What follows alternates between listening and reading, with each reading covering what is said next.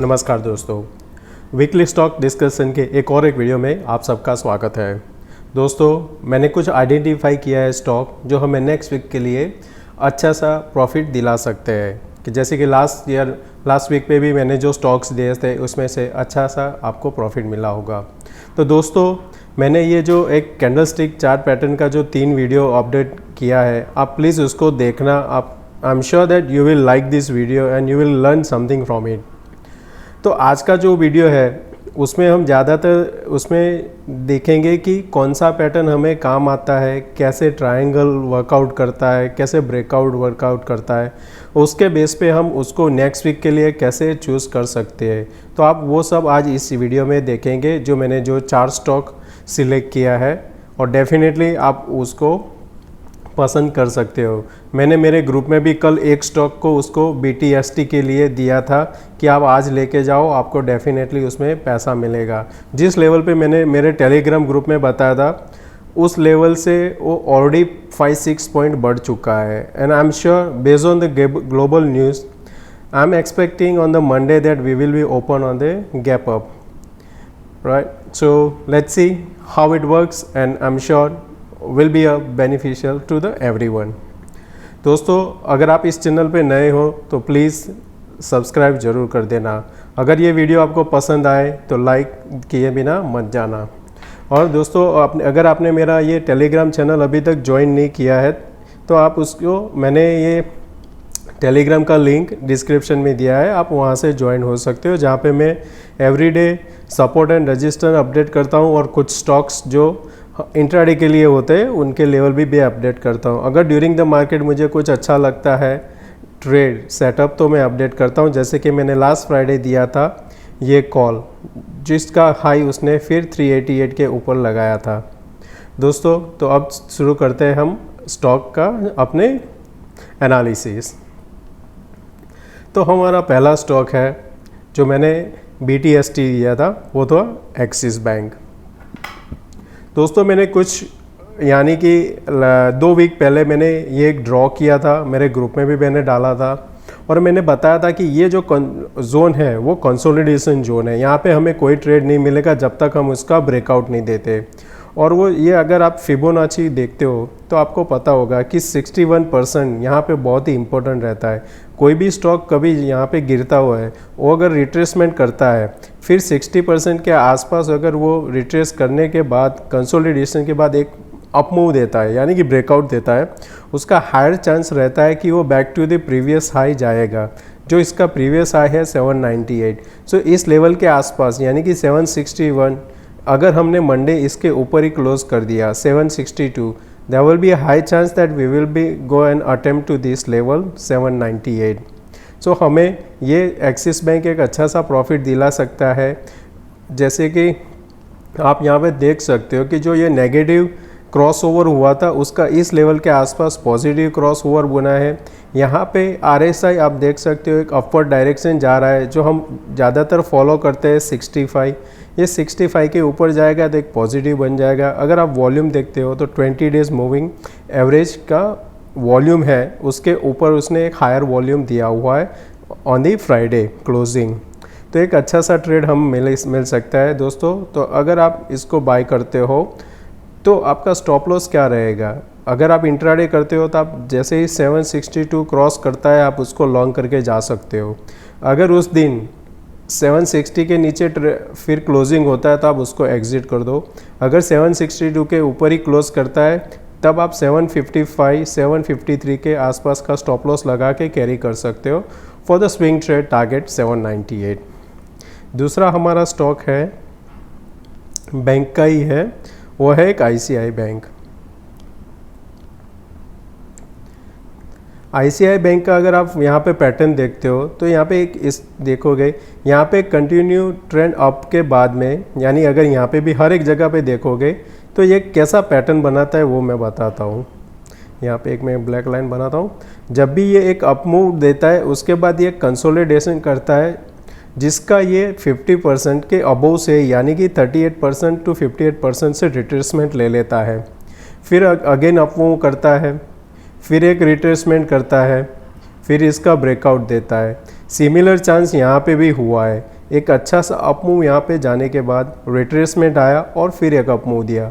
Similar we have seen on the last few weeks move also. आप यहाँ पे देखो एक ट्रेंड लाइन बनता है, ये एक फ्लैग पैटर्न भी बनता है जिसको हम बुलिश फ्लैग पैटर्न बोलते हैं। जैसे कि यहाँ पे ये बना पोल और यहाँ पे ये बन गया फ्लैग, ये बुलिश फ्लैग पैटर्न का ब्रेकआउट भी दिया है। तो यहाँ पे एक ब्रेकआउट होने के बाद हमारा पहला जो टारगेट आएगा वो करीबन आएगा 664 टू 665 के आसपास। If in case we take the support over here and then breakout, there will be higher chance that we are attempting to a 700। तो ICICI बैंक को भी आप एक लॉन्ग में ट्रेड रख सकते हो। यहाँ पे भी सिमिलर है, RSI and volume supporting to our view on the long side. फिर हमारा तीसरा स्टॉक है LT, लार्सन एंड टुब्रो का है। दोस्तों अगर आप यहाँ पे देखा होगा, अच्छे एक पुल बैक के बाद रिट्रेसमेंट आया, यहाँ पे एक आप हेड एंड शोल्डर भी पैटर्न बना सकते हो, ये उसका left head and right, then breakout. अच्छी चीज़ क्या हुआ था कि जैसे यहाँ पे एक ब्रेकआउट हुआ है, वो अभी वापस आकर रिट्रेसमेंट कर रहा है। रिट्रेसमेंट कहाँ पे कर रहा है वो भी देख लो। अगर हम अब इसको फिबोनाची ड्रॉ करते हैं, if I draw from here in this level, तो आप देखोगे कि एग्जैक्टली 50% से इसने यहाँ पे सपोर्ट लेके बाउंस दिया गया है। और अभी जो लास्ट फ्राइडे का उसने सपोर्ट यानी कि क्लोज कहाँ पे किया हुआ है 23%, यानी कि उसने एक 38% का मूव के ऊपर यहाँ पे क्लोजिंग दे दिया है। द बेस्ट सिनारियो अगर दूसरा आप देखते हो तो यहाँ पे भी एक बुलिश फ्लैग पैटर्न का ब्रेकआउट यहाँ पे मिल रहा है हमें। इस कैंडल को अगर आप देखोगे, यहाँ पे बाय था हैमर कैंडल के बाद, हैमर कैंडल कहाँ पे बना, सपोर्ट के आसपास। एक कैंडल के बाद एक सेलर एक्टिव हुआ। सेलर एक्टिव होने के बाद क्या 2 दिन में क्या हुआ कि जितना भी सेलर था उनका सेलिंग एब्जॉर्ब हो गया और हम अभी बाय के साइड खड़े हुए हैं। तो यहाँ पे भी एक अच्छा सा ट्रेंड बनता है। यहाँ पे आप देखोगे तो जो हाई है उसका वो हायर हाई बन रहा है, लो उसका भी हायर लो बन रहा है, which is sign of the bullish sign. Will go for the long on this trade, but for that we need to make sure that it close above 1535। Intraday के लिए आप जा सकते हो, जैसे ही 1526 के ऊपर ट्रेड करता है गो फॉर द लॉन्ग, और अगर क्लोज कर दिया इसने 35 के ऊपर तो आप बने रहना। फिर हम उसका टारगेट रखेंगे इसका 70 टू 80 के आसपास, जो इसका प्रीवियस स्विंग हाई था वहाँ पे जाएगा। यहाँ पे एक दूसरा चीज़ क्या बन रहा है, अगर आप देखोगे तो कप विद हैंडल भी बन रहा है। यहाँ पे अगर आप ऐसे ड्रॉ करते हो तो ये इसका एक कप बन गया, देन ये इसका इस लेवल पे आके यहाँ पे एक हैंडल बन रहा है। तो अगर हम कप विद हैंडल का भी काउंट करते हैं तो हमारा फिर टारगेट आ रहा है 70। सो हम ये टारगेट के लिए हम यहाँ पे रख के चल सकते हैं। So Larsen and Toubro are third stock for the bullish side. Today coincidentally that I all the have the stocks is on the bullish side. The last stock which we have is Cummins. दोस्तों last time मैंने ये बताया था stock आपको कि ये एक अच्छी साइन कैसा है, कि जैसे कि ये ट्रायंगल जो पैटर्न में चल रहा है इसको बोलते हैं असेंडिंग ट्रायंगल। कोई स्टॉक अप मूव में जा रहा है, फिर इसका एक ट्रायंगल बन रहा है और यानी कि उसका मोमेंट वो स्क्वीज़ हो रहा है। इस लेवल पे था तब मैंने यहाँ पे एक शॉट दिया था जिसका टारगेट मैंने 749 दिया था। उस टाइम पे उसने टारगेट लगाया था 747 के आसपास, जो हमारा कंप्लीट हो गया। उस पे मेरा क्या यहाँ पे था व्यू कि अगर कोई भी लेवल यानी कि कोई भी रेजिस्टेंस और सपोर्ट को बार बार जाके वो टेस्ट करता है, यानी वो वीक हो जाता है, उसके बाद एक बार ब्रेक करेगा और वापस आएगा। अगर आप यहाँ पे देखते हो तो उसने सपोर्ट कहाँ पे लिया, look at the previous low, right, same we have seen support. तो दोस्तों कभी भी आप देखते हो चार्ट, थोड़ा लंबा टाइम पे देखो, आपको इजीली सपोर्ट मिल जाएगा।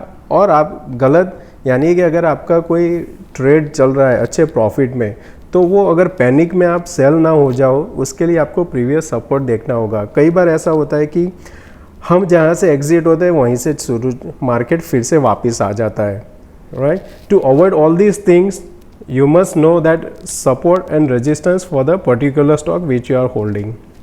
तो यहाँ पे हम देखते हैं कि ट्राइंगल्स यहाँ पे ब्रेकआउट दे दिया है, volume which is higher than the 20 days moving average. Now we are only waiting for the RSI. Once RSI in our favour will go for the long. यहाँ पे एक अच्छा सा बुलिश हमें मिल सकता है. यहाँ पे हमें कंफर्मेशन के लिए क्या लेवल होगा, 865.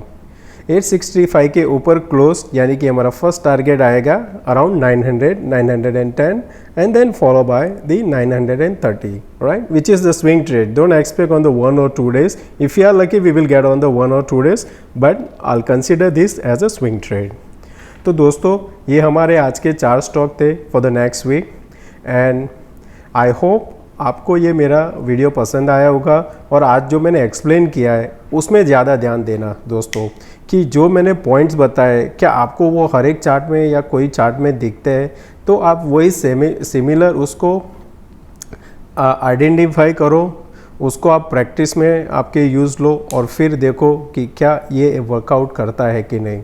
दोस्तों कोई और सुझाव है या कोई अगर आपको लगता है कोई और स्टॉक या कोई कुछ और चीज़ देखना चाहिए तो प्लीज़ कमेंट में लिख देना, मैं उसमें आंसर कर दूंगा.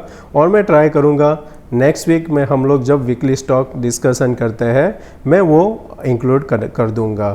Thank you guys, take care, bye bye.